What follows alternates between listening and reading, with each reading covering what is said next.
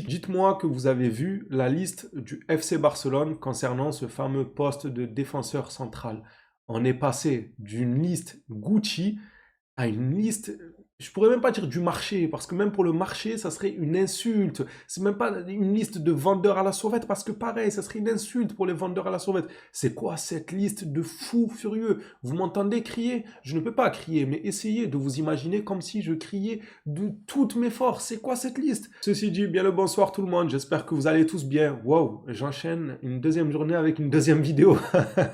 Je sais pas, ça faisait combien de temps j'avais pas fait ça, 2 jours de vidéo. Je pense qu'on est sur un record et les records sont là pour être battus. Aujourd'hui, je l'ai battu, mon propre record. Allez, on va essayer troisième journée d'affilée. Trêve de bavardage, en vrai, je rigole, mais quand j'ai vu la liste des joueurs que le Barça vise finalement après avoir visé le sommet avec des noms de renommée mondiale, je me suis dit non, mais c'est toujours la même chose avec ce club, c'est toujours pareil. On s'intéresse, on veut, on suppose que, on va peut-être, il coûte trop d'argent, au final on va aller sur lui, et lui, ben, malheureusement, bon, ils n'ont rien demandé. C'est des humains comme vous et moi qui n'ont rien demandé. Ils ont fait une carrière de football assez honorable, passé par des clubs prestigieux et tout, et au final on les jette en pâture comme ça, en les liant à des grands clubs à leur grand âge. Ils ont l'âge de ne même plus être papa, d'être grand-père et ils sont liés au FC Barcelone. Donc eux, on ne peut pas leur en vouloir. On peut que en vouloir à nos représentants, à nous, d'aller vers ce genre de joueurs, d'avoir ce genre d'objectif. Commençons tout doucement avant d'arriver sur cette fameuse liste des 3 joueurs qui n'a ni queue ni tête. Elle a aucun sens la liste. Parlons de Hector Ford. Je sais qu'il y en a qui m'attendent au tournant par rapport à ce joueur, car j'ai une rancœur envers lui. J'ai un passif avec ce joueur. Vous-même, vous savez. À l'heure actuelle, je vois quand même ce qu'il produit du côté d'Elche. Il fait beaucoup parler. Ça parle même d'Eric Garcia Bis. Lorsqu'il a été prêté, lui, de son côté de Girona et qu'il est revenu en étant un tout autre joueur de football monstrueux depuis son retour de prêt, est-ce que Hector Ford pourrait nous faire la même chose? Je lui souhaite. Et à ce moment-là, j'arrêterai de l'appeler Hector Faible et je mettrai la rancœur sous le tapis et on construira de nouvelles pages ensemble entre supporters et joueurs. Jusqu'à là, je ne peux pas mettre ma rancœur de côté parce que ce qu'il fait, c'est à Elche. On verra lors de son retour de prêt. S'il performe à Barcelone, eh bien, je serai le premier à vous dire cessons de l'appeler Hector Faible, évidemment pour moi le premier, et remettons du respect sur son nom comme on l'a fait avec Eric Garcia, longtemps critiqué à certains moments, mais lorsqu'il est revenu, il a mis tout le monde d'accord. Moi, c'est tout ce que je souhaite à tout le monde et je l'ai toujours dit. Je ne déteste personne humainement parlant, même si Forte, ça allait quand même au-delà du joueur de football, il m'énervait en fait dans sa gestuelle. On perd, rentre, joue, concentre-toi dans le match, qu'est-ce que tu regardes les tribunes, tu regardes si tu passes bien la caméra. Enfin bref, Hector Ford sur la chaîne, on a un passif avec lui, mais ça sera sans rancœur s'il performe du côté de Barcelone. Mundo Deportivo rapporte que le FC Barcelone voit justement en Hector Ford une option pour l'avenir. Le club est satisfait de ses performances à Elche jusqu'à présent. Franchement, c'est très bien qu'il continue ainsi et qu'il vienne, surtout après son prêt, nous montrer tout ce qu'il aura appris durant son prêt à Elche. Il y a beaucoup de prêts là. Et d'ailleurs, c'est pas terminé, il est encore là, Hector Ford, et oui, car il est nominé parmi les meilleurs U23 de la Liga en décembre. Il y a aussi Virgili, un joueur que le Barça, il me semble de mémoire, a définitivement vendu. Cependant, on a quand même gardé une part du joueur à hauteur de 50%. Si son club venait à le revendre, le Barça empocherait 50% sur la somme de la vente. Hector Ford figure donc parmi les meilleurs U23. Bellingham, je ne sais pas trop ce qu'il fait là, je ne saurais pas vous dire pourquoi il est là, je sais pas. En plus sur la photo, il le met lui-même carrément devant tout le monde. Bon, ça veut rien dire, mais quand même.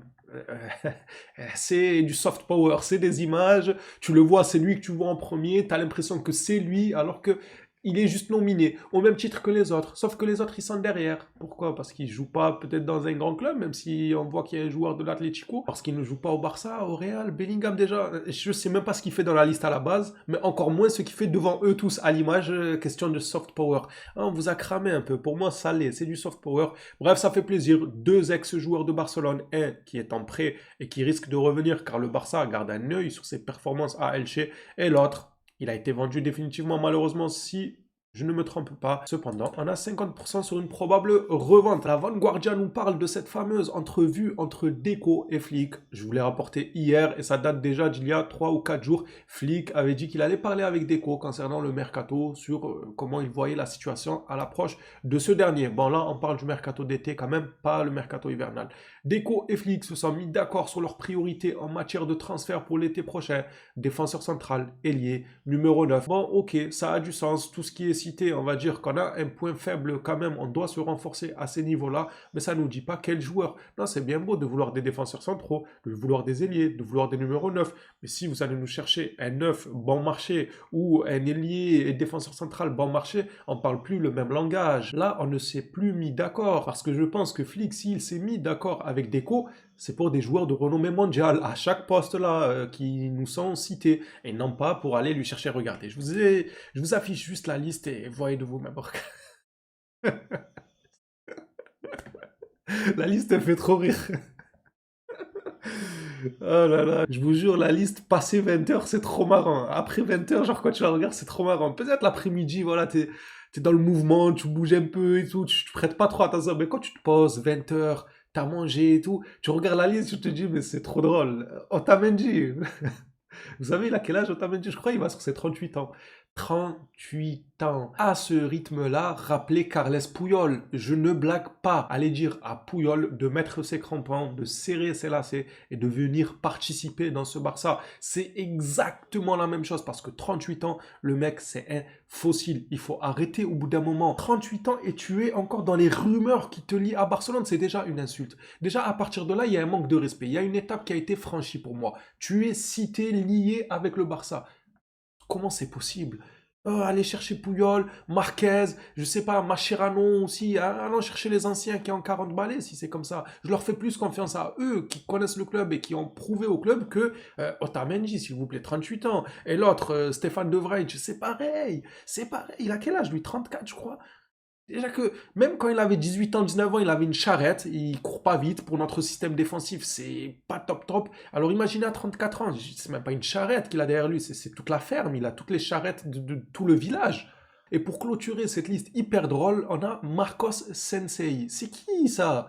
C'est qui apparemment un joueur de Bournemouth. Sensei, c'est dans les mangas, ça, non? Quand t'es insensé ou je sais pas quoi, là. Moi, je regarde pas les mangas, donc ne m'incendiez pas, je sais même pas si ça se prononce comme ça. Mais je crois, c'est quand t'es professeur ou je sais pas quoi dans les mangas, non? Quand t'es coach d'arts martiaux.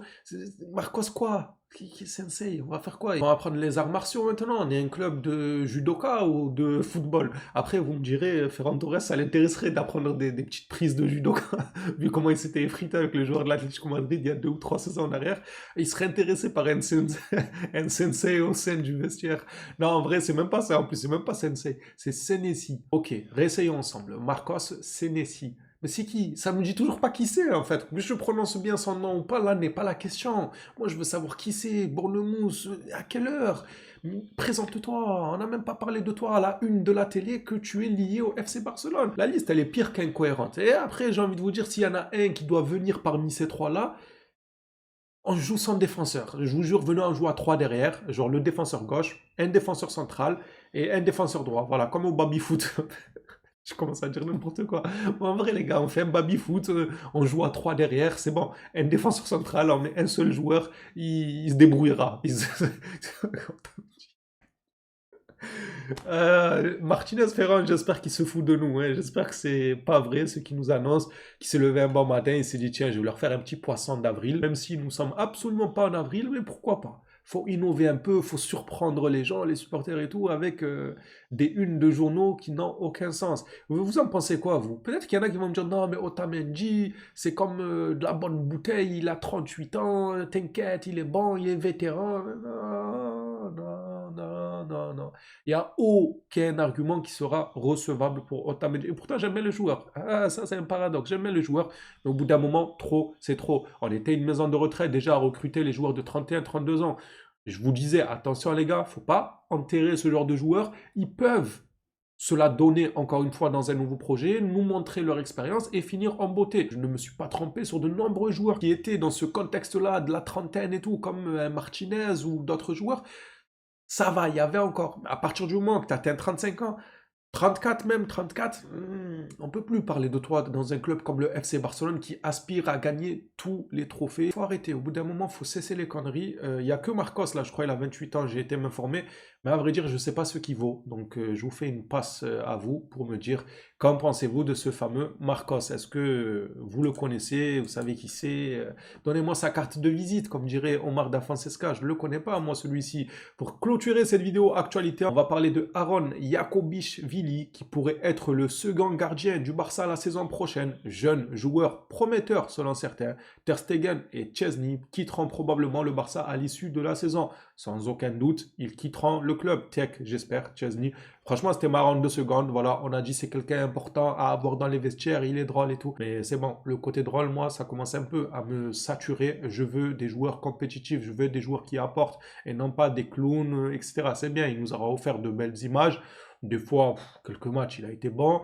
La plupart du temps, il nous a des catastrophes dans son 18, incroyable. Avec tout ça, j'espère que c'est vraiment sa dernière saison. Après son rancune, encore une fois, il est venu, il a fait le banc, il est sorti de sa retraite pour venir nous aider lorsqu'on avait besoin. Et ça, on ne crachera jamais dessus. Juste, toute bonne chose a une fin. Il faut savoir mettre fin aux choses et ne pas trop tirer sur la corde, c'est jamais bon. On l'a vu, surtout nous à Barcelone, on est des habitués du tirage de corde jusqu'à la fin. Le joueur, jusqu'à il est sous assistance respiratoire, on va lui dire de continuer à jouer. Busquets, il est parti, il lui restait plus qu'un poumon. Pareil pour les autres. Au bout d'un moment, il faut prendre ses responsabilités et avoir un bon timing. Quand est-ce qu'il faut faire arrêter le joueur? Nos voisins merengues, eux, ils ont le timing. Des joueurs comme Casemiro, Varane, Sergio Ramos, quand il a fallu leur dire stop, ils n'ont pas eu du mal à leur dire stop. Mais nous, non. Eux, il est gentil, il est drôle avec ses cigares, c'est un homme intéressant dans les vestiaires.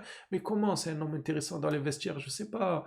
Une équipe de foot ou une équipe de vestiaire, non? Pas évident les informations d'aujourd'hui, mais c'est bien pour ce jeune gardien de Barcelone. J'espère que la promesse que certains mettent en avant, comme quoi il est prometteur et tout, elle s'avérera être véridique à l'avenir. Je lui souhaite de tout mon cœur et pour clôturer la parenthèse sur Ter Stegen, lui aussi, il va sans doute quitter le FC Barcelone, à moins qu'il s'entête de se dire je reste en grattant mon contrat au maximum. Et là, il va rester, mais en tant que troisième gardien. Les Blaugrana, c'est déjà la fin de cette vidéo. N'oubliez pas de liker, de vous abonner et par-dessus tout, me donner vos avis dans l'espace commentaire. On s'attrape à la prochaine. D'ici là, prenez soin de vous les phénomènes.